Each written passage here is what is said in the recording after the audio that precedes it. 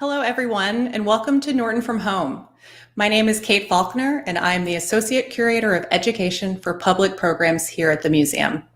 We are coming to you live tonight for the presentation From Hassam to Wyeth, Gifts of American Art to the Norton in 2020. The museum received an exciting number of major gifts of American art in 2020. Tonight, Ellen Roberts, Harold and Anne Berkley Smith Curator of American Art, will explore these new acquisitions, which range in style from 19th century neoclassicism and impressionism to 20th century realism and modernism, and will include artists such as William Merritt Chase, William Glackens, Childe Hassam, Jane Peterson, and Andrew Wyeth, among others. Throughout tonight's program, we encourage you to submit your comments and your questions through the chat features on YouTube and Facebook. And as always, we will dedicate the final few minutes to answering any questions you have. And now it's my pleasure to welcome Ellen Roberts. Thank you, Kate. It's great to be here. And thank you all for joining me tonight. I thought tonight I would introduce you to these 17 works of American art that the Norton was given in 2020. I've been at the Norton now as the American Curator for 8 years, and this is an unprecedented number of gifts in my time there. So it's a really exciting group. And I think what's interesting is the works themselves, but also the way they interact and resonate with works that we already have in the collection. So that's what I'm going to discuss tonight. And I'm hoping you all will ask me some questions about these pictures at the end. So if I could have the next slide, please. So the earliest work that we were given is this work by sculpture by John Quincy Adams Ward, Bust of a Man from 1866. It's marble, and it was a gift of Daniel E. Hoser. I'm excited about adding this work to our collection because this is an artist who was not in our collection until now. John Quincy Adams Ward was one of the leading sculptors in the United States in the mid-19th century. It's also a great example of his work because it's, as you can see on the back, he inscribed it with his name and also with the date. And that's exciting because, in fact, the year 1866 was a key one for Ward. He had founded his own sculpture studio in New York in 1861, but his business did not really take off at that time because of the Civil War. So it was really in 1866, after the war was over, that he began to really make a name for himself as a sculptor. And he became one of the leading sculptors of his age. So it's great to have this particular example in our collection because it is from this key moment in his career when he was beginning to make a name for himself as an artist. If I could have the next slide, please. So when we were offered this work, I did some research on John Quincy Adams Ward and consulted this book by Louis I. Sharp, which is a catalogue raisonné of his works, meaning a kind of an annotated list of all of the works that Louis I. Sharp knew of at the time that he wrote this in 1985. So if I could have the next slide, please. And excitingly enough, in the book was this sculpture, very sculpture itself. And you can see the entry there on the right, but you can also see that it says location unknown. So it was exciting to me to find that this work was in the book.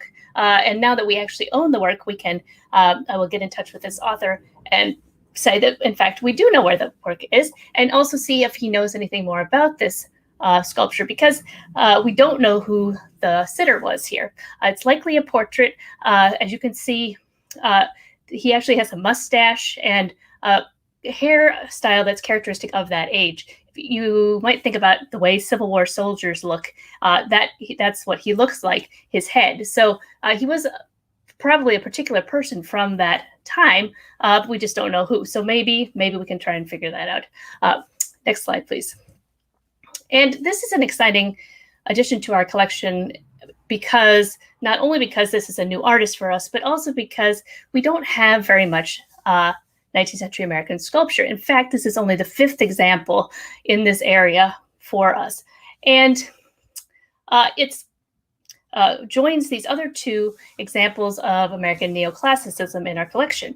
You can see that the one in the middle by Joel Tanner Hart was given to us in the first year that the Norton was in existence in 1941. And we were given another great example in 2019 by Joanne and John Whitney Payson on the right.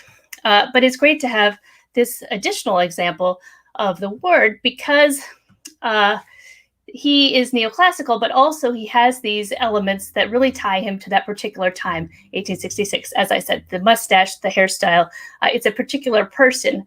So he is wearing this kind of neoclassical or garb that is idealized, looking back to the classical past, but at the same time has a kind of realistic head. And it may seem for a 21st century audience kind of to be an awkward melding of these two things, the realism of his head and the kind of classicism of his garments, but that's very typical actually of mid-19th century American art. So it's a great example of this strain of mid-19th century American art. If I could have the next slide, please. Then we were given this lovely early work by the American Impressionist William Merritt Chase, Normatisches Mädchen, it's called, from 1876, which is a gift of Alfred A. Funai Jr. If I could have the next slide, please. We do have an oil painting by Chase in the collection already on the right, but this is a much later work of his, an oil sketch, and really in the kind of impressionist mode that Chase adopted in his mature career. This, the new one on the left, is a student work of Chase's. And Chase was from Indiana. Like many Midwestern artists, when he decided that he needed European training in order to kind of complete his training to become a professional artist, instead of going to Paris the way that Northeastern artists tend to do, he went to Munich. And that's because in the Midwest, there was cultural ties to Germany. And so they felt more comfortable going to Germany than they did to France. So there's a whole group of them, and we'll talk about some more of them in a minute, who left the Midwest and went to study at the Royal Academy in Munich. And that indeed is what Chase did. And so this is one of his student works, and it is very much in the style that he would have learned at the Royal Academy in Munich, which was very dark. They used a very dark palette and this kind of naturalistic subject matter. If we could have the next slide, please. And I should say also that, sorry, can we go back just for a moment? And I should say too that I'm using this German title because this work was shown in 1876 in Munich at the Crystal Palace exhibition. So it's also a key work for Chase because it was really a coup for this young artist to get this painting into that important exhibition. It translates as a girl in the national dress of Normandy. But since he used the German title when he first showed it, that's the title we're using today. So it's great to have this work because it illustrates his early style, but also because it was a key work for Chase as he began to make a name for himself as an artist. Now, if I could have the next slide, please. So the next work is by Joanna K.W. Haleman, Nassau, Bahamas port scene of circa 1910. And it's a gift of Janet and Wilbur James. I was excited to add this to the collection because this is a new artist for our collection again, and also because she was a very worthy woman artist. Now, the Norton has been working for many years now to diversify our collection. We want to tell the full story of American art, and in order to do that, we really need to have the full gamut of artists who are working here.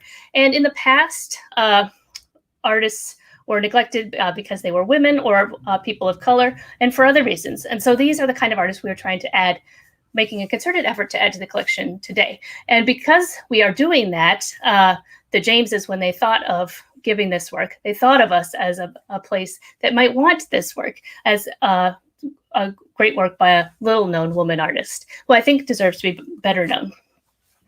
Joanna Haleman, in fact, was very well known in her native Pittsburgh and still is known there today, but is not known outside of Pittsburgh. If you go to the Carnegie Museum in Pittsburgh, you'll see some other works by her. It's also great for us because if I could have the next slide, please. It contrasts with many of the other American Impressionist pictures in our collection, which are much more like the Childe Hassam view of Gloucester Harbor on the right.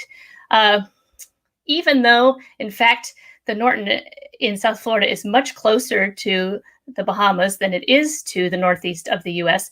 The Norton's American collection, like many American collections, is very northeastern centric. So most of the American Impressionist pictures, and indeed most of the oil paintings that we have from any age, are centered on the Northeast. And so it's great to be able to will be great to show in our galleries that Americans went to other areas to paint as well. And so we're excited to add this work to the collection for that reason too. It's a new subject for us, this Caribbean subject. And if we could have the next slide, please. And I also think it's great that to look at the details of this work. These are the goats who are on the boat that Haleman carefully rendered there. And the next slide, please. And she also painted the people. This is interesting because if you think about Haleman as a white woman coming to the Bahamas, of course she had the kind of bias that would come with coming from her culture, which had huge amount of racism in it at the time. And so that would, of course, affect the way she would depict these people. At the same time, though, I think the fact that she chose to paint these Black men in a very kind of straightforward manner is really shows that they are worthy subjects for art and shows them a degree of respect that was unusual at the time. So both things are going on in this picture, and that's part of the reason why it fascinates me, actually. I think it's a really fascinating picture for that reason. If we can have the next slide, please. Then we were given this beautiful portrait of Jack Dunphy by Jared French. It's from circa 1956 and is a gift of Joanne Payson. Jared French was, if we can go to the next slide, please. Jared French was good friends and sometime lover of the artist Paul Cadmus, who is an artist we've had in the collection. Jared French is new to us. So it's great to have, you can see, I think here, looking at our drawing by Cadmus on the right, that there is a similar style that the two of them used. They both use very detailed, delicate rendering. They're lovely works. And in fact, I would urge all of you, if you can, to come to the Norton and see this French work of art on the left, because it does not reproduce well. It's very delicate and subtle. You need to see it in person. But they both use this kind of very delicate, lovely handling and technique, but they kind of couple that with this kind of anxious, uncomfortable, comforting subject matter. And you can see that, I think, in the Cadmus. It always fascinates me that if you look at this Cadmus here on the right, there's that one chair that's leaning back against the tree. Now, why is it leaning back against the tree? Someone has upset it. Why is that? It's just it kind of injects this note of discomfort into the scene, I think. And by the same token, we have Jared French's portrait of Jack Dunphy. Now, Jack Dunphy was a writer, a dancer, and also the partner of the famed writer Truman Capote. But you can see Jack Dunphy here. He's not smiling, and in fact, Jared French depicts him with his kind of brow furrowed, so that there is a kind of sense of anxiety in this as well. And that's very typical of these works by Cadmus and French. If I could have the next slide, please. And this work also has a great connection to a work that we have on loan to us from an anonymous collector that's by Paul Cadmus here on the right, which is called 2E.M. Forster and depicts Jared French and his wife, Margaret. So that is Jared French there lying on the blanket on Fire Island on the right. If we could have the next slide, please. Then another work that was given to us is by Hartwell Yeargans, untitled as far as we know. It's from 1951, and it is a gift of John and Susanna Schubert. I want to point out before we start talking about this that don't let it confuse you that the painting is coming to us with no frame. So this is actually a picture that I took with my cell phone. So it's leaning up against the door of a storage unit. So that's why you might be confused by the background around it. But I think, nevertheless, despite the fact that it's not framed yet, you can still get a sense of the fact that it's a very striking work. And Yeargans is a very interesting artist. So if we could go on to the next slide, please. Yeargans was from Kansas City, and in 1936, he moved to New York. And there his older brother James was already in New York and was friends with a lot of the leading artists in Harlem at the time, including the young Jacob Lawrence. Just showing you the Norton's Jacob Lawrence here on the right. Jacob Lawrence was actually 2 years younger than Hartwell Yeargans, but he was a phenom. And in 1936, he was already painting in this amazing style that he had developed that was his own here, that you can see in our picture here on the right, in which he combines these brilliant colors and evocative shapes in ways to create this kind of amazing rhythm and pattern throughout the picture. And I think what you can see in Hartwell Yeargans' work here on the left is him experimenting with this kind of Jacob Lawrence's style in a way, but doing it in a very effective manner. And if you see the work in person, it's very hard to tell this, I think, from an image, but if you can see it in person at the museum, what fascinates me is this kind of contrast between the very sinuous leaves behind this woman and then the geometry of her dress and of her and everything else in the picture. So there's a real kind of interesting contrast visually there. If we could go on to the next slide, please. So Yeargans, as I said, was kind of in a kind of experimental stage when he painted this picture, and then later took what he learned from studying Lawrence and created his own style. And you can see, I think, what's more his mature style there on the right, where he's still using those brilliant colors and evocative shapes in the same way that Lawrence does, but he combines them in a new way that really suggests, it seems to me, actually almost the sound of this jazz trio. There's an amazing sense of movement here, but also of kind of rhythm and sound. And in fact, music became Yeargans' one of his great subjects in his works. If we could go to the next slide, please. And now for something completely different. So I've shown you 5 works thus far, and they've been from 5 different donors. But the other 12 that we're going to talk about tonight are all from the same donors, Shauki and Doris Shaheen, who have given us 12 American Impressionist and Realist pictures. So the first one is John Henry Twachtman's New York Harbor from 1879. Twachtman, like William Merritt Chase, was from the Midwest. In fact, he was from Cincinnati. So in Cincinnati, he studied and learned this kind of darker Munich style, more tightly painted. And then he also went to Munich and studied at the Royal Academy with William Merritt Chase at exactly the same time. And then he came back to the United States and painted this view of New York Harbor in 1879. So you can see him also using this kind of darker palette and kind of tighter painting style than you might associate with Twachtman if you know his later Impressionist works. And in fact, it does contrast with the other work in the Norton's collection. So if we could go to the next slide, please, which is called Pink Flowers here on the right. And this is much more typical of what you might think of when you think of Twachtman's work, which is very much about the kind of beautiful fall of sunlight or the fall of light on form and a specific moment in time. And that is he's not there yet when he's painting this work on the left.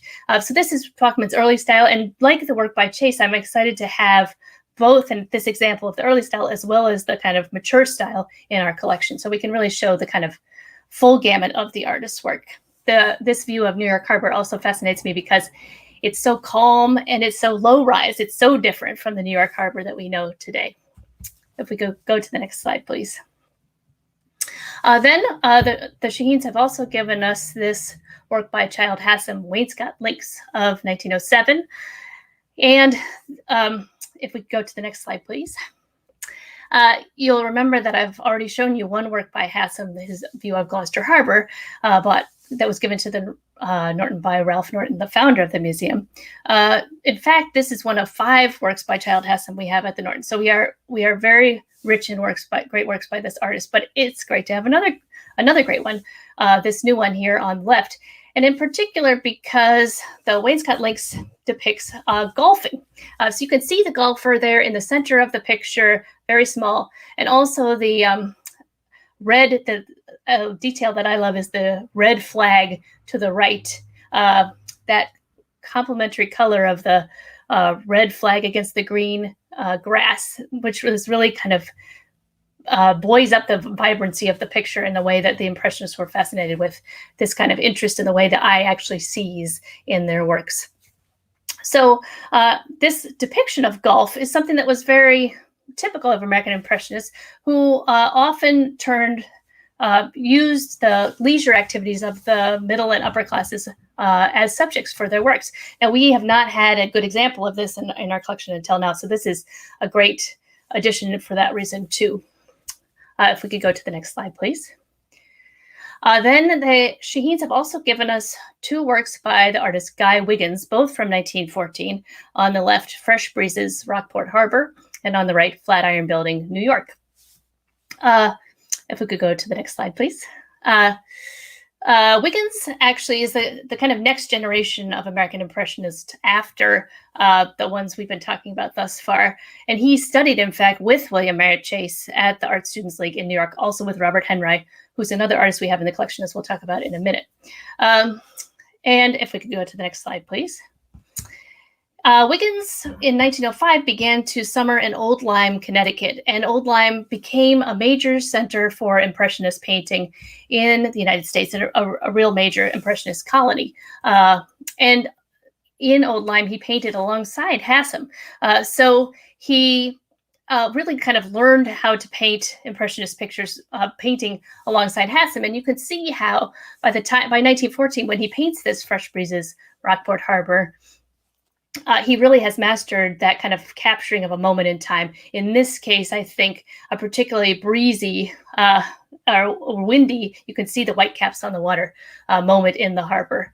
It's a nice connection too that between these two pictures, that as those of you who know Massachusetts geography will know that these two towns are just right next to each other on Cape Ann. So these are two very close locations. And if I could have the next slide, please.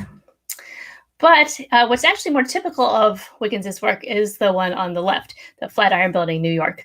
Wiggins had begun his career actually as an architect and studied at the Polytechnic Institute in Brooklyn, studied architecture there. Then he shifted his gears to painting, but the works he became most famous for are these snow scenes of New York architecture. And I think in part they are so successful because of his knowledge of architecture. He's really exploring in these works the way these kind of geometric buildings change when they're seen in the kind of under snowfall, which kind of softens them in an interesting way. We have an example of this kind of work by Wiggins already in the collection here on the right. This is his New York snow scene of 1942, but you can see it's much later than this, the one we've been given now from 1914. And in fact, so this is a time, the one we already have in the collection is painted at the time that Wiggins was at the height of his career, best known for this type of work. And there are many, as some of you will know, there are many of these works out there by Wiggins. So I'd love to have this one here on the left because it is just at the moment when he was beginning to paint these kind of things that he became so famous for. It's really right at the moment when he's beginning to make a name for himself with this type of work. Also, it is a view of the Flatiron Building, a beloved New York building, which in 1914 was only 12 years old and still one of the tallest buildings in New York. If we could have the next slide, please. Then we've also been given this work by Edward Henry Pothast, another new artist for our collection called Waiting for Sunrise. And Pothast is another artist who was from the Midwest, who first painted in that kind of darker, tighter style that I talked about. But then if we could go to the next slide, please. Then he went to New York and he saw Hassam's work. And so in New York, when he saw Hassam's work, he began to experiment too with this kind of capturing of a moment in time in his works, and using this kind of brighter palette of impressionism. And you can see how he really mastered that here in the example on the left. In this case, he titled the work "Waiting for Sunrise." So it's I think a very evocative title because it tells you exactly the moment that he's painting here, the moment that is before sunrise, when the boats are still on the dock, waiting for sunrise when they can be put into the water. If we could have the next slide, please. Then we've also been given this beautiful floral still life by Jane Peterson. If we could have the next slide, please. And Jane Peterson is interesting for us at the Norton in particular because she was a key figure in the early art world in Palm Beach. She had a house in Palm Beach. And in fact, she gave the Norton this Guy Wiggins painting on the right that we've just talked about. So because of her local connection, we actually have already 8 works in our collection by her. And if we could go to the next slide, please. They range from these views of Florida, like the one on the right. Next slide, please.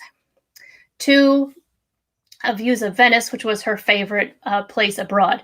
But what we have not had until now is one of her floral still lifes. And from 1925 on, this was Peterson's favorite subject, the floral still life, and she called them her floral portraits. So it's great to have an example of this kind of painting by her in the collection as well. And at some point coming up, I'm going to do a show of all of our Petersons, 9 of them now, so we can really kind of showcase the strength that we have in this artist. Moving on to the next slide, please. Then the gift also includes this work by William Glackens, The Ocean with Two Figures. If we could have the next slide, please. And this is important to us in part for historical reasons. Glackens was an artist who was part of what's called the Eight. They called themselves the Eight. The Eight was a group who exhibited at the Macbeth Galleries in 1908 when the National Academy of Design jury rejected their work. So they banded together and had their own show instead. They were rejected because they were seen as too radical. In Glackens' case, it was because, and in many of their cases, because they were depicting these kind of realistic views of New York, views of the city that did not try to hide the dirt and the ugliness and the actual reality of life in these new urban areas. So it's exciting for us because, if we could go to the next slide, please. In fact, Ralph Norton, founder of the Norton Museum, loved the work, loved this kind of realist work of the Eight and what's often called the Ashcan School. So he acquired a number of these artists, and just one example is our Robert Henry here on the right, Sonny Mack. He, however, did not acquire a Glackens, and we've been given works by other of these artists over the years, so that we now had 7 of them, but not the last one, Glackens, that we could showcase in our galleries. We have a drawing by Glackens, but not a painting. So now we will be able to showcase the strength in this entire group in our galleries, which is very interesting. This Glackens is done after the exhibition of the Eight in 1908, when he began to experiment with modernism. And I think you really get a sense of that in this picture, especially if you look at the water. And you may, at first, when I tell you that it's called The Ocean with Two Figures, you may wonder where the second figure is. It's hard to even see it there because she almost dissolves into the water because it is so abstract, the way he's using the paint. It's very free in terms of his paint handling, and also his use of color is not strictly naturalistic. He's picking colors that are more vibrant and that really convey his feeling about the scene as opposed to the way it actually looked. And that's a sense in which he is experimenting with modernism here. If we could go to the next slide, please. And the final works in this gift are 5 watercolors, 4 by the artist Andrew Wyeth and 1 by his son Jamie Wyeth. So I'm just showing you 2 of them here, the lobster trap on the left and vegetable garden on the right. Both of these focusing on human habitation in Maine. And then if we could go to the next slide, please. These are the other 2 by Andrew Wyeth, Seaweed and Kelp, Maine on the left, and Island Bluff on the right. I think the one on these two, as opposed to the other two, really focusing on pure landscape, no sense of human beings here. And especially in the one on the left, may even remind you of the Glackens we just talked about, in the sense that there's a kind of tension between this as a depiction of seaweed and kelp and this as a kind of abstract paint on paper, just a new thing in itself. And that's a sense in which there is a sense of modernism in Wyeth, even though you might not think it's there. If we could go to the next slide, please. Well, Wyeth did these works. They're all from very early in his career. In 1933, when he was only 16, he saw an exhibition of the watercolors of Winslow Homer. And I'm showing you just one of our Homer watercolors here on the right, just to give you an example of this kind of work that Wyeth really admired when he saw them in 1933. He was amazed by the fact that Homer was able to use this very difficult medium to convey the fall of light on forms and these particular landscapes. And so he decided to experiment with this medium himself. And he created a number of works. If we could go to the next slide, please. And in 1937, then he had his first exhibition of them. And in fact, you can see, I've outlined it in red here in the exhibition catalog, the Lobster Chap. This work was in that show. This was, as I said, Andrew Wyeth is only 20 at this time, but this work was wildly successful. The show sold out in one day. So this is a key moment for Wyeth when he's really making a name for himself as an artist very early in his career. Now, those of you who know his later work will realize that this does not look like the Andrew Wyeth you may know. Later on, he uses different media and he paints in a way that's much less free than this. But this is very typical of his early style. If we could go on to the next one, please. And in fact, Ralph and his wife Elizabeth Norton also bought a Wyeth watercolor from this early period that we already have had in the collection. Here you see it on the right. So I'm very grateful to have these other 4 examples as well, because now it has some friends, and there you can get some kind of sense of the context for this work, Pirate Country, that we have in our collection because of these other examples. Also, Pirate Country was done as an illustration. As we'll talk about in a minute, Andrew Wyeth's father was N.C. Wyeth, who was primarily an illustrator. And so in this early period of his career, Andrew Wyeth also did some illustration, and that is what our watercolor is, and it's intended as an illustration. But in fact, what he did more of at this time were these kind of views of Maine, like the ones we've just given. So these are more typical of his work at this time. And so that's why it's really great to have them in the collection. If we could have the next slide, please. And the last work is by Jamie Wyeth, Andrew Wyeth's son. It's called New Growth from 1971. And Jamie Wyeth in these years was taking on some of the controversies of the 60s and 70s, the Vietnam War, Watergate. But in this work, he is painting something that seems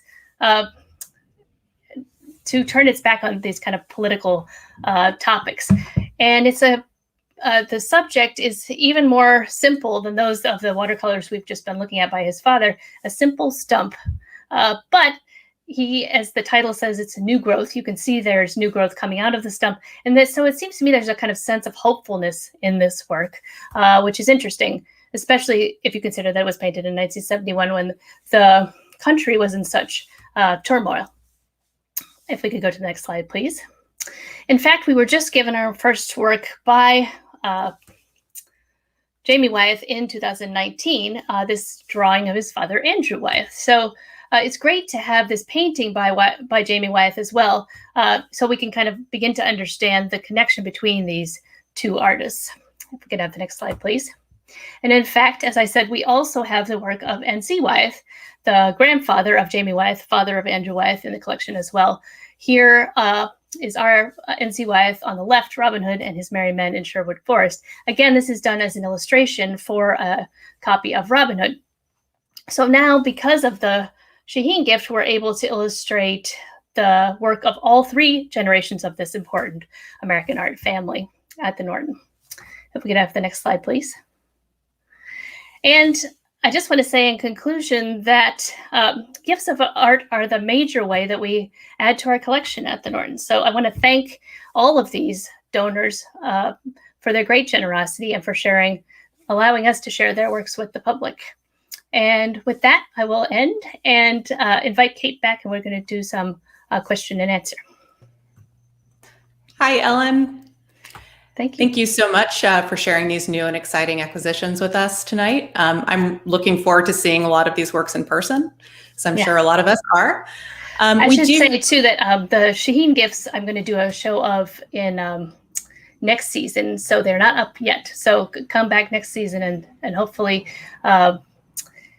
COVID will be at bay at that time entirely, and we will be able to, more people will be able to see them at that time. But the other 4 of the other 5 are on view now at the Norton if you have a chance to come see them. Wonderful. We do have a couple of questions in the chat. Kate Weingart asks, color of the chairs, black and white, is this symbolic? Good question in the Yeargans. Not that I know of, but honestly, I don't know that much about Yeargans. I'm still learning about him. So there's more to be done on him. And I think, to me, this work is such a strong work and such a compelling work, very striking, especially if you see it in person. So it's worth looking more into him. Why do we know so little about him? And it's great for us to add another work by another Black artist into our collection, because this is another artist who was not represented in our collection before this. And just as we're adding works by women to the collection, we're also adding works by Black artists and other artists of color, because again, we want to tell the full story of American art, and we can't do that if we're not showing all works by all different kinds of artists. So it's a really great addition to our collection for that reason. But I don't know about the symbolism of the chair. It's a great question. And let's see, we have another question. Ellen, can you please describe how the Norton decides what to accept as a gift to your collection?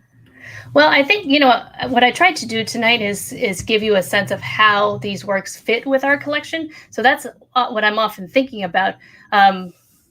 These are all works that fill gaps in our collection in ways that I described, but they also work very well with our collection. There are many connections you can make, so that's why they're great additions to our collection. We also think, of course, about whether they are striking, compelling works, and I think all of these are. So we're lucky to have been given so many of them in one year. I'm curious about the lesser-known artist Joanna Haleman. Haleman, yeah. Were you aware of her before her work was gifted? I was not, yeah. So Haleman and Yeargans are both new to me. But I think both these works are so fascinating, so I would definitely like to learn more. I know that I saw, when I was at the Carnegie in Pittsburgh, I know I saw her work, but it's so, the ones that they have at the Carnegie are these kind of industrial scenes, so they look very different from this. So it's just very interesting to think about her going to the Bahamas. What was that like for her? So I think more work can be done. And also, it's good for us to have more work that was done in this region. And so we can think about how it ties in with maybe some of our Jane Petersons of South Florida. And, maybe we could do a show at some point of views of this region and show that Americans did not just go around the United States and to Europe, but they also went to other places. Absolutely. And then finally, I'm wondering, Ellen, what are you most excited about among these gifts? Well, I think I'm a sucker for watercolors, so the Andrew Wyeths are just so beautiful in person, and I'm hoping you all will have a chance to come see them when we show them next year. It's just great to have this many of them. You can kind of see him choosing different subjects, and as I described, some of them are seem more realistic, some of them more abstract. So you could see him really experimenting with the medium. So it's great to have this many of them, because you really get a sense of the full range of his work at this incredibly early point in his career, when he was 16, 17, 18, 19, 20. So that's a great addition to they're a really great addition to our collection. Wonderful. Well, Ellen, thank you again so much for tonight's presentation and for sharing more information about these important gifts of American art with us. And thank you all for joining me as well. And thanks to all of you again for joining us tonight.